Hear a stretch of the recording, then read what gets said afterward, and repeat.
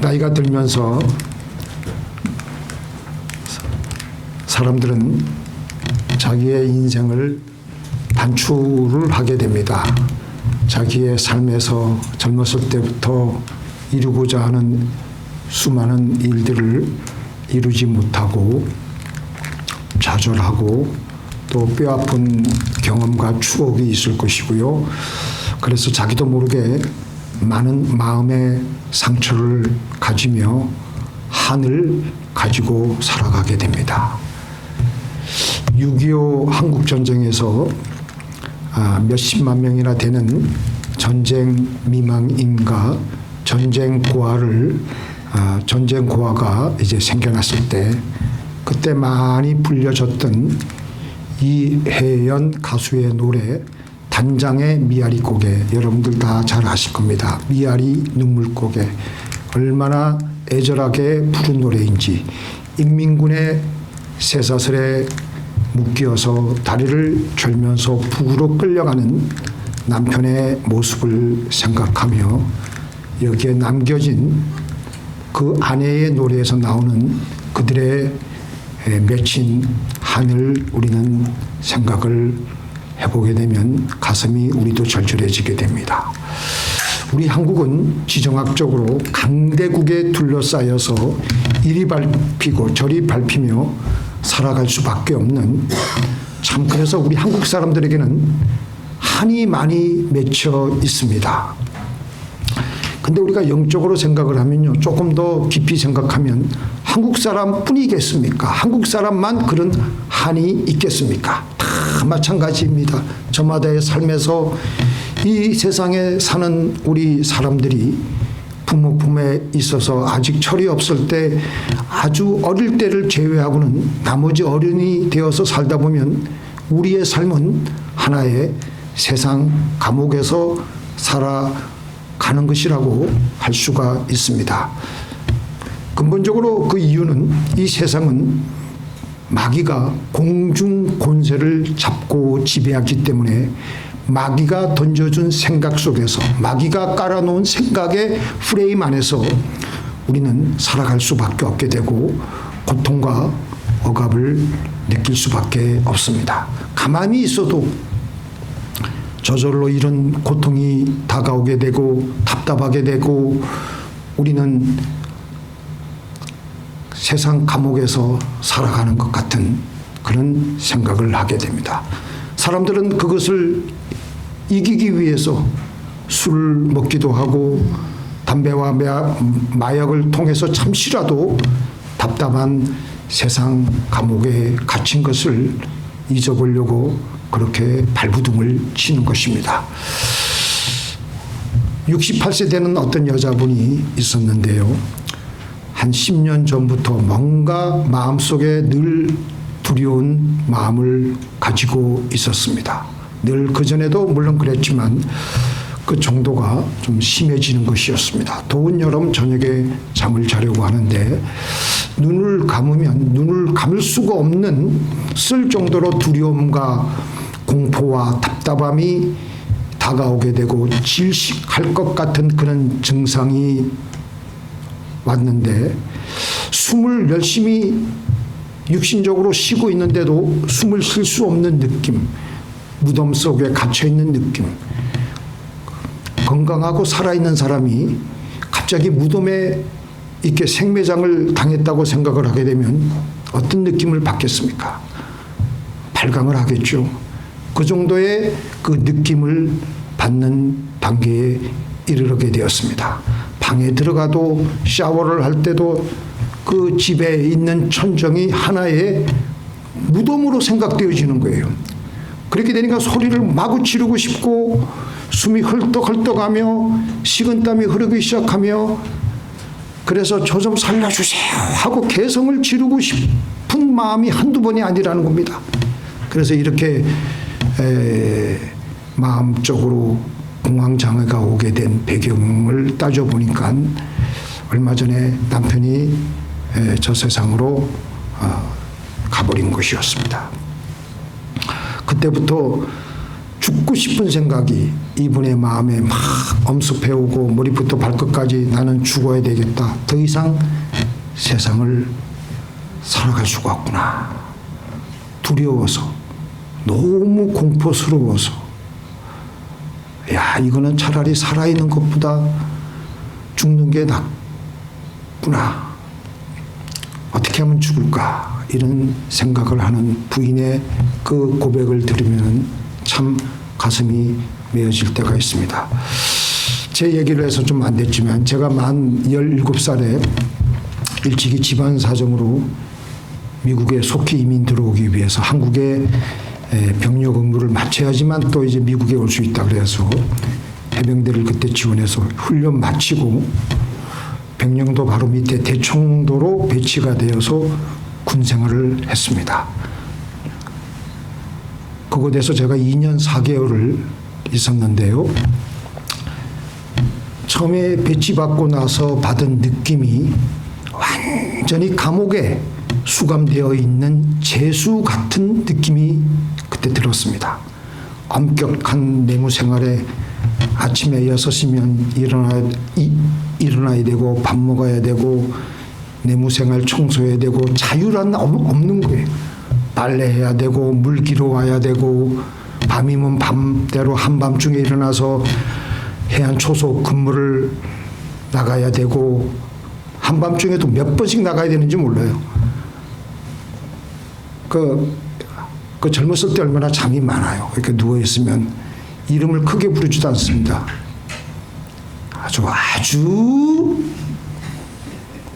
저음으로 이영이. 그럼 바로 일어나야지. 그 말을 들었는데도 계속 코를 골고 자고 있다. 웍과 발자국이 바로 머리에 떨어질 지경입니다. 그 정도로 긴장하고 살았어요. 어떤 때는 그래서 또 사방이 바다로 칵 막혀 있는, 바다에 가보면 좋은 것 같죠. 처음에는 시원하고 가슴이 뿡 뚫린 것 같지만 바다에 매 그 섬 생활을 해본 사람들은요, 사방이 바다니까 그게 하나 칵 막혀 있는 것 같은 느낌이 들어서 개성을 지르고 싶고 할 때가 한두 번이 아니었습니다. 다행히 그때는 젊어서 그렇게 넘어갔지만 지금 그 시절로 다시 그곳에 가서 다시 그렇게 살려고 하면 숨이 막혀서 내가 과연 살아낼지, 그게 좀 그런 생각이 듭니다. 그런데 우리는 우리 인생을 살아가면서 우리의 삶에 어느새 끼어져 있는 내가 바로 어떤 일종의 감옥에 갇혀 있다는 생각을 할 때가 있습니다. 마지못해 살아가는 삶, 죽지 못해 살아가는 삶, 죽은 채로 살아가고 있는 삶, 이게 바로 공중 권세를 잡고 있는 마귀가 우리의 환경을 통해서 끊임없이 던져주고 있는 생각 때문입니다. 많은 사람들이 이렇게 세상이 던져놓은, 마귀가 깔아놓은 생각의 프레임 속에서, 프레임에 갇혀서 신음하고 괴로워하고 있습니다. 근데 우리는 하나님이 우리에게 구원을 주셨습니다. 막연하게 구원 주신 게 아니에요. 우리가 기도할 때 어떻습니까?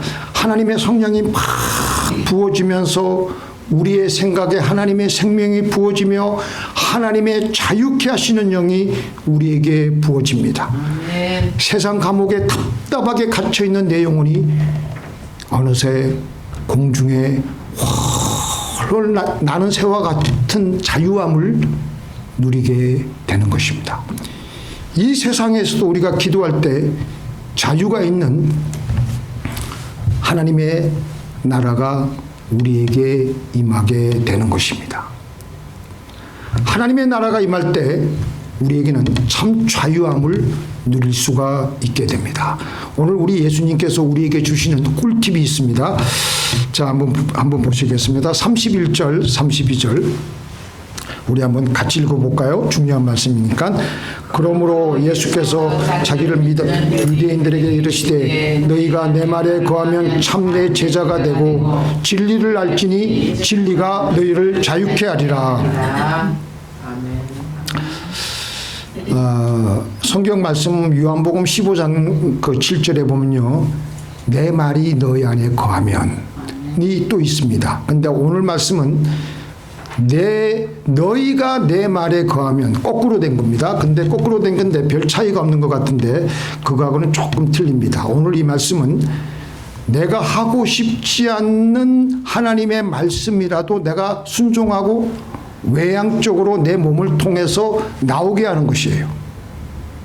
근데 하나님의 말씀이 내 안에 거하는 것은 내 안에 내 마음에 들어와서 심령적으로 변화가 되고 내가 깨달음을 갖는 것이 하나님의 말씀이 내 안에 거하는 거고, 오늘 이 말씀은 내가 어떤 때는 하기 싫은 하나님의 말씀도 순종하며 눈물을 흘리면서도 해야 되는 그 말씀입니다.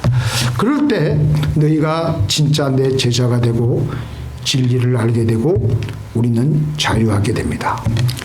그래서 우리는 기도함으로 하나님의 부어주시는 자유케 하는 영이 흘러 들어옵니다.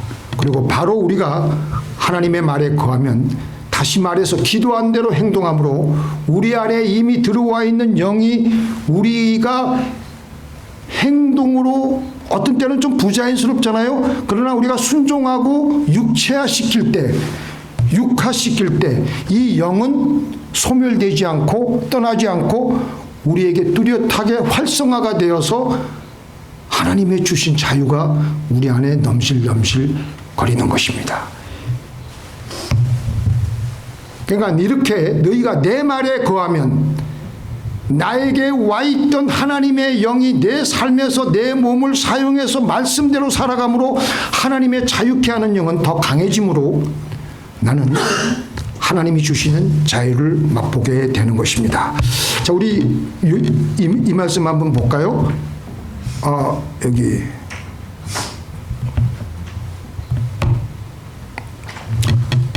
제가 읽어드릴게요. 제가 이걸 안 그거 했네요.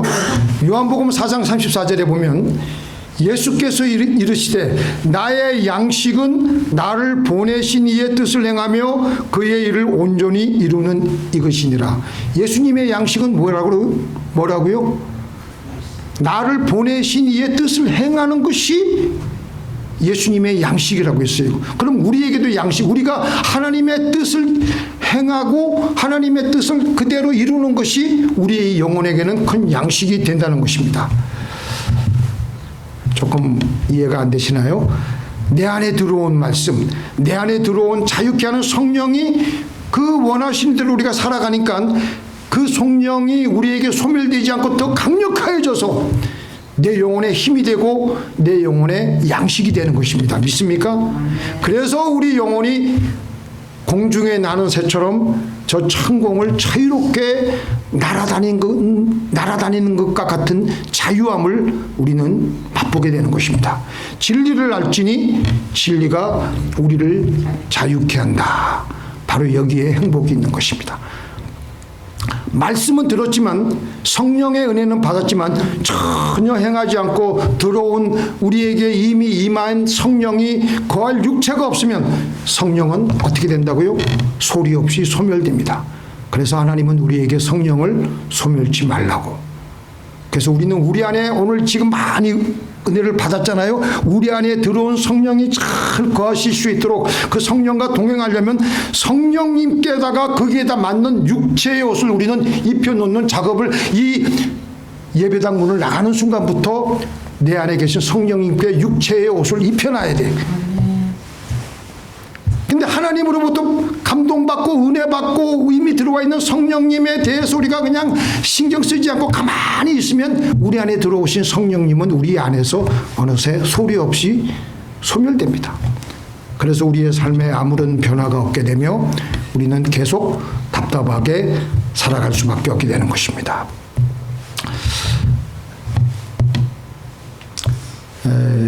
조금 멘션이 틀린 얘기인데요. 그 다음에 두 번째 번째, 사무엘상에 나오는 그 요나단, 우리가 그 성경 말씀을 읽으면 사무엘상의 그 주인공은 다윗입니다. 근데 요나단이 다윗보다도 한 수 위인 것 같아요. 요나단은 이 세상을 살면서 세상 감옥에서, 욕심의 감옥에서 살지 않은 자유한 영혼이었습니다. 어떤 면에서 보면 요나단은요, 다윗보다 더 훌륭하다고 할 수가 있습니다. 다윗은 치명적인 범죄를 저지른 적도 있었습니다. 부하의 아내를 범하기도 했고, 또 그 죄를 덮기 위해 사주에서 우리아를 또 죽였죠. 그래서 일시적으로 다윗은 그 죄의 감옥 속에서 숨막히게 살았던 적이 있었습니다. 근데 요나단은 그런 적이 없었어요. 한 번도 욕심의 감옥에서 갇혀 있지 않았습니다. 요나단은 이 세상에서 다가오는 이익, 엄청난 왕이 되는 이익을 아무렇지나 않게 포기한 사람이었습니다. 우리가 여러분들이나 제가 요나단의 입장에 서보면요, 다윗을 태생적으로 싫어해야 되고 시기해야 되고 모함해야 할, 다윗을 경계해야 할 입장이었습니다. 요나단이. 당연히 사울왕, 지금 자기 아버지 다음에는 내가 왕이 되어야 되는데 갑자기 민심이 다윗에게로 쏠렸습니다. 그런데 그의 아버지 왕 사울은 그거를 보지 못한다고 죽이겠다고 쫓아다니는데 요나단도 자기 아버지 사울과 같은 편이어야 되는데 요나단은 그렇게 하지 않았어요. 다윗이 왕이 되는 일이 옳은 일이라고. 나라를 위해서, 하나님의 영광을 위해서 믿음으로 골리앗과 싸우고 이스라엘을 골리앗의 손에서 구원한 사람이 왕이 되는 일이 옳은 일이라고 생각했던 것입니다. 그러니까 내가 왕이 되는 것보다도 다윗 네가 왕이 되는 것이 맞는 일이다. 그 옳은 일 때문에 자기가 왕이 되지 못하는 손해, 말로 생각할 수 없는 엄청난 손해를 아무렇지나 않게 감수한 사람이 요나단이었습니다. 다윗을 인정해주고 내가 왕이 되어야 하리라. 나는 그 다음에 해도 좋고 안 해도 좋아 하는 그런 요나단의 마음, 그리고 하나님 앞에서 그것을 약속하고 또 다윗을 보호하고 또 다윗을 지켜주고 축복하는 요나단 같은 마음은 참 제가 볼 때는 세상 어디에도 갇혀있지 않는 그런 자유스러운, 자유하는 그런 영혼이었습니다. 그의 영혼은 비록 이 땅에서는 살고 있지만 하나님께서 주시는 자유함을 누리고 살았던 것입니다. 바울이 뭐라 그랬습니까? 세상의 모든 자랑, 왕이 되는 것, 모든 권력을 얻는 것, 어마어마한 이익을 얻는 것, 그거 다 배설물로 하찮게 여겼다 했습니다. 예수 그리스도를 아는 지식이 가장 고상함을 인하여 내가 세상의 모든 자랑을 배설물로 여겼다. 사람이 물과 성령으로 거듭나지 아니하면요 하나님 나라를 볼 수 없다고 했습니다. 사람이 물과 성령으로 거듭나면 하나님 나라를 볼 수 있게 되므로 세상의 어떤 것에도 갇혀있지 않게 됩니다. 물과 성령으로 거듭나서 하나님 나라를 보니까 세상에서 지금 기이 여기는 거, 서로 아둥바둥 막 하는 거, 왕이 되는 거, 출세하는 것, 성공하는 것, 예수님께서 나에게 주신 그 사랑을 한번 체험했기 때문에 아무것도 아니야. 세상의 모든 것들을 다 배설물로 취급해서 버리게 되므로 세상의 모든 것들의 감옥에 갇히지 않고 자유롭게 홀가분하게 살아갈 수가 있게 되는 것입니다. 요나단, 바울, 이 세상에 와서 이 세상을 살아갈 때 그들은 그렇게 자유함을 누리고 살다 갔습니다. 욥이 어떻게 했습니까? 하루아침에 재산 다 날라갔습니다. 재산이 다 날라간 것 때문에, 재산에 대한 애착 때문에 자기도 모르게 재산을 잃어버린 허탈함의 감옥에 갇힐 수밖에 없었는데, 그런데 그는 거기에 갇히지 않으려고 하나님께 찬양하는 거예요. 가로되 내가 모태에서 적신이 나와 싸운즉 또한 적신이 그리로 돌아갈지라. 같이 읽겠습니다. 주신 자도 여호와시요 취하신 자도 여호와시오니 여호와의 이름이 찬송을 받으실지니이다. 욥도 마찬가지. 욥도 지금 자칫 잘못하면 그 물질 이런 허탈함의 감옥에 갇힐 수밖에 없는데 이를 악물고 하나님께 감사하고 찬양합니다. 그러니까 하나님의 자유케 하는 양이 그에게 부어지는 거예요. 그래서 그는 갇히지 않을 수 있었고 그의 영혼은 계속해서 자유함을 누릴 수가 있었던 것입니다. 우리 34절 한번 볼게요. 34절. 예수께서 대답하시되 진실로 진실로 너희에게 이르노니 죄를 범하는 자마다 죄의 종이라. 죄를 범하는 자마다. 우리의 가장 문제가 뭐냐면 이 가장 큰 죄가, 가장 지나치기 쉬운 죄가 있습니다. 그게 뭐냐면 첫 번째 계명, 두 번째 계명이에요. 너는 나 외에 다른 신들을 내게 두지 말라. 두 번째 계명, 너를 위하여 새긴 우상을 만들지 말고 또 위로 하늘에 있는 것이나 아래로 땅에 있는 것이나 땅 아래 물속에 있는 것의 어떤 형상도 만들지 말며 그것들에게 절하지 말며 그것들을 섬기지 말라. 이게 무슨 말씀이십니까? 하나님보다 더 사랑하는 것이 있으면 십계명의 가장 중요한 첫 번째, 두 번째 계명을 어기는 것입니다. 가장 큰 죄를 저지르는 거예요. 모든 죄의 시발점은 바로 여기서부터 시작이 되므로 우리는 죄의 종이 되고 죄의 감옥에서, 욕심의 감옥에서 답답하게 마귀가 마음대로 우리를 유린을 하는 거예요. 그런데 사실 우리가 세상에 빠져서 살다 보면은 하나님보다 다른 것을 더 사랑하기 쉬워요. 죄의 감옥에서, 죽음의 감옥에서 답답하게 개성을 지르며 절규하며 답답하게 한숨을 내쉬는 비참한 신세가 되어 있는 것입니다. 바로 그때 우리는 범죄한 나를 되돌아보면서 하나님보다 더 사랑한 것을 우리는 회개해야 되는 겁니다. 어느새 하나님보다 더 사랑하는 우상을 만들었던 것을 우리는 회개해야 되는 겁니다. 그래서 모든 것의 근원이 되시는 하나님을 먼저 사랑하며 다시 일어서야 되는 겁니다. 그때부터 다시, 그렇게 되면요, 세상에 다시 답답할 것이 없고 세상에 두려울 것이 없고 세상에 어떤 것도 나를 올가맬 수가 없습니다. 자료를 보니까 케이치프 노이드라는 심리학자가 사람에게 있는 6가지 감옥을 말했는데 첫 번째가 자아도취라는 감옥이 있다고 합니다. 하나님보다 나를 더 사랑하면 자아도취라는 감옥에 갇혀서 우리는 답답하게 살아가게 되는 것입니다. 왜 공황장애가 유독 연예인들에게 많을까? 연예인들에게 특별히 많아요. 왜 그렇습니까? 연예인들은 어쩔 수 없어요. 자기 나르시즘에 빠져서 자기가 잘났다는 생각을 할 수밖에 없고 자기를 우상으로 살아가며 살아가는 게 연예인의 특성이에요. 그러니까 극도의 또 대중적인 스트레스를 받으며 살아가니까 공황장애의 가장 취약한 직업군이 바로 연예인입니다. 이때 제대로 하나님을 믿는 연예인들은 하나님께 나와서 모든 영광을 하나님께 드리며 하나님을 높여드리며, 하나님, 제가 혹시 하나님 앞에 범죄한 것이 있습니까? 하나님보다 더 사랑한 것이 있습니까? 대중의 인기입니까? 부입니까? 그러면서 기도와 찬양을 게을리 하지 말아야 돼. 그렇게 되면은 세상에서 조여오는 압박과 스트레스를 이겨낼 수가 있는데, 악플로 욕을 먹어도 나는 욕 먹어도 쌉니다. 하나님만 높임을 받으시옵소서. 마음 편하잖아요. 아까 말씀드린 요나단, 하나님을 자기 자신보다 더 사랑했습니다. 하나님을 자기 아버지 사울보다 더 사랑했습니다. 하나님을 자기의 왕위보다 더 사랑했습니다.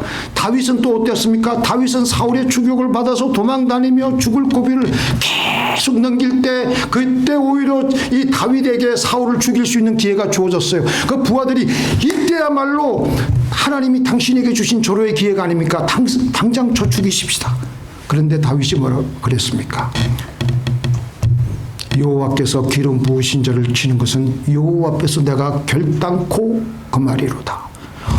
속으로 다른 마음으로 그냥 당장 죽이고 이 쫓기는 생활을 일거에 끝낼 수가 있었는데도 그는 자기의 아내보다도 자기보다도 더 하나님을 사랑하였기 때문에 그는 사울을 손대지 않았어요.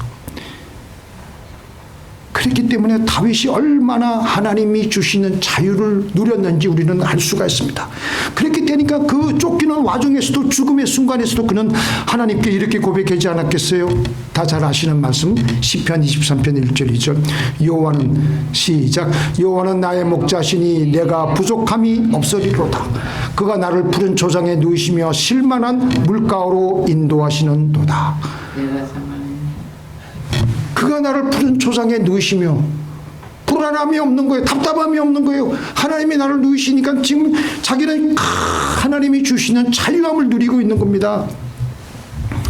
이 세상을 살아가는 동안 마귀는 우리를 자기네들이 만들어 놓은 생각의 감옥에서 우리를 답답하게 해서 말라 죽게 합니다. 가만히 있어도 우리는 답답함과 허무감이 우리에게 수동태로 밀려 들어옵니다.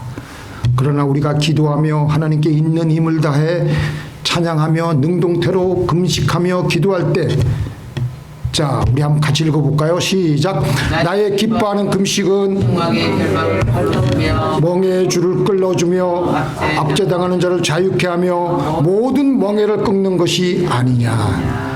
하나님의 자유케 하는 영이 우리의 기도를 통해서 정답답하면 하나님께 금식하며 나가면서 하나님 나에게 묶여져 있는 이 흉악의 결박을 풀어주시옵소서 기도하고 막 그냥 하나님께 때를 쓰는 거예요. 그렇게 기도하다가 하다 보면 하나님의 그 영이 부어지면요 우리의 영혼이 자유함을 얻는 거예요. 멍에의 줄이 끌어지며 압제당하는 자가 자유케 되고 세상 감옥에서 빠져나와서 우리는 맑고 밝고 환하게 살아가며 우리의 영혼은 제대로 숨을 쉬며 평강과 기쁨과 자유함을 누리게 되는 것입니다. 우리 마지막 말씀 읽고 말씀 마치겠습니다. 시작.